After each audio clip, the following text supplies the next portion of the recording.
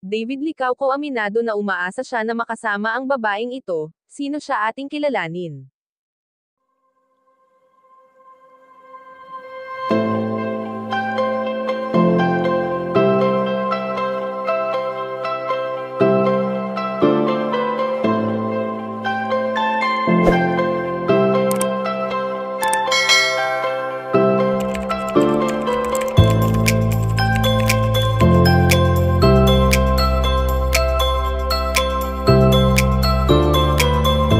Inulan nga ng sari-saring komento ang nitong nakaraan lang nang ma-interview ni Nelson Canlas ang pambansang ginoo na si David Licauco. Sa nasabing interview na ito nga ay marami ang sadyang kinilig sa naging pahayag ng binata maging ang pagsagot ni Binibini Barbie Forteza sa sinabi nito na nagbigay buhay sa tambalang barda.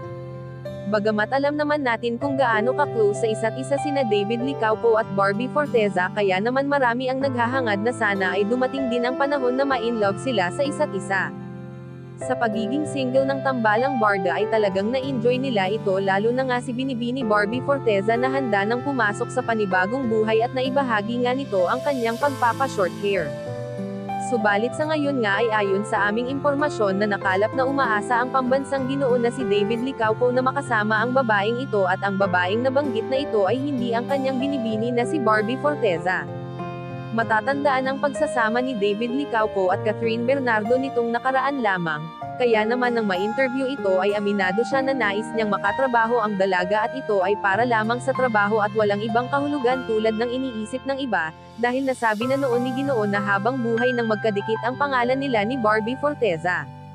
Kayo mga kachika, anong masasabi niyo dito? Please leave the comment and don't forget to subscribe.